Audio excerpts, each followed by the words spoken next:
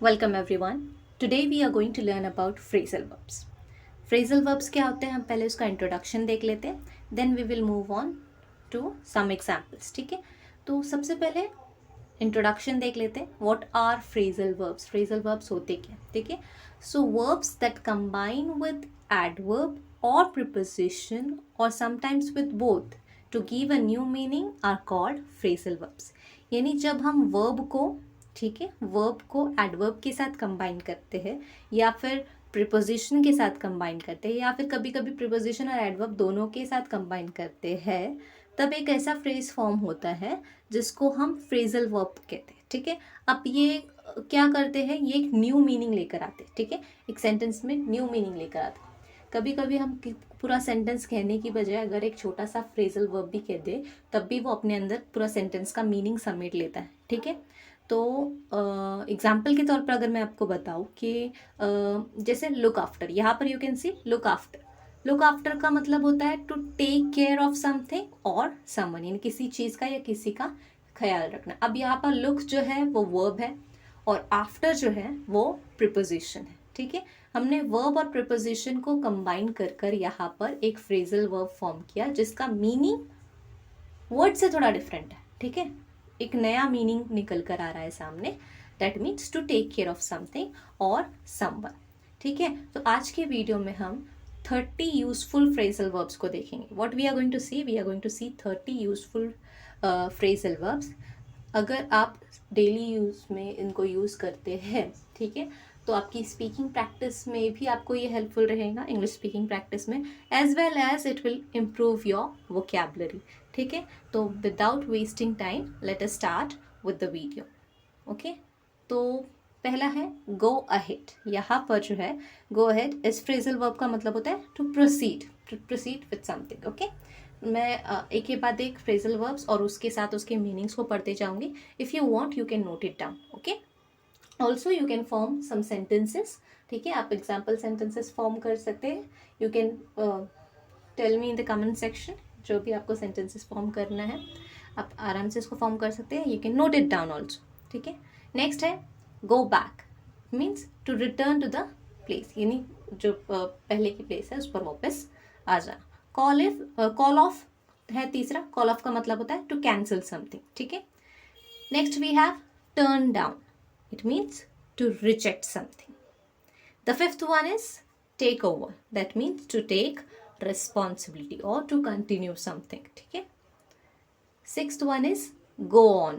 That means to continue something. Go on with it. Continue करो इसे. ठीक है, fill in, complete. Hand in, that means to submit something. Hand in to me, ये मुझे submit कर दो. ठीक है, hand in का मतलब होता है to submit something. Look up, that means to find something or to search something. Look up for my book, मेरी बुक ढूंढूं. ठीक है, लुकअप का मतलब होता है टू फाइंड समथिंग और टू सर्च समथिंग. यहाँ पर भी वर्ब और प्रिपोजिशन दोनों को मिलाकर एक फ्रेजल वर्ब फॉर्म हुआ है. ठीक है, the 10th one is look into. That means to check something और टू इन्वेस्टिगेट समथिंग. ठीक है, किसी चीज़ की जांच करते हैं हम, उस वक्त भी हम इस फ्रेजल वर्ब का यूज़ करते हैं. ठीक है, 11th one is figure out. That means to understand और to solve something. Pick out, choose something. Pick out something, choose something. Cut in, that means to interrupt. Okay, to interrupt. Get away, escape. Work out, ये तो सबको पता है. work out, that means exercise. 16th one is leave out. that means to skip or to omit, यानी किसी चीज़ को छोड़ देना. leave out, skip कर देना. figure out, that means to discover. Figure out का एक और मतलब होता है discover. Lay off, that means to dismiss. Cross out, cancel, erase और delete something. Okay, sort out, that means to solve something. Sort out this problem, solve this problem. ठीक है,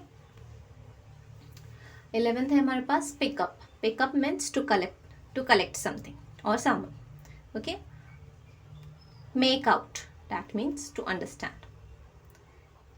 mix up, confuse. Okay,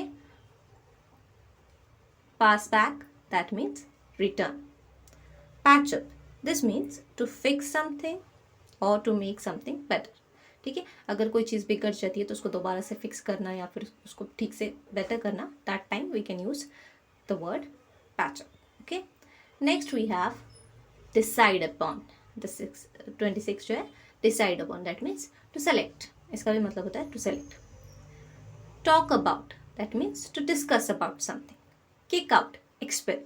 link up, that means to connect, to join, यानी दो चीज़ों को या फिर दो पार्ट्स को ज्वाइन करना। Link up these two things को कनेक्ट कर दो या ज्वाइन कर दो, इस वक्त हम ये फ्रेजल वर्ब का यूज़ करते हैं, link up. The last one is give up. Give up means to stop trying. ठीक है, जब हम कोई चीज़ पर वर्कआउट कर रहे हैं, मेहनत कर रहे हैं, अगर हम उस पर ट्राई करना छोड़ दें, that time we can use this phrasal verb give up. Okay, so these were the 30 phrasal verbs that we have seen today. ठीक है, इन 30 फ्रेजल वर्ब्स को आज हमने देखा। You can use these phrasal verbs in your day to day life. ठीक है, आप अपनी डेली वोकैबुलरी में इसको यूज़ कर सकते हैं। Definitely these are going to helpful. Okay, so today we have seen the 30 useful phrasal verbs. Hope this will be helpful. Thank you for watching.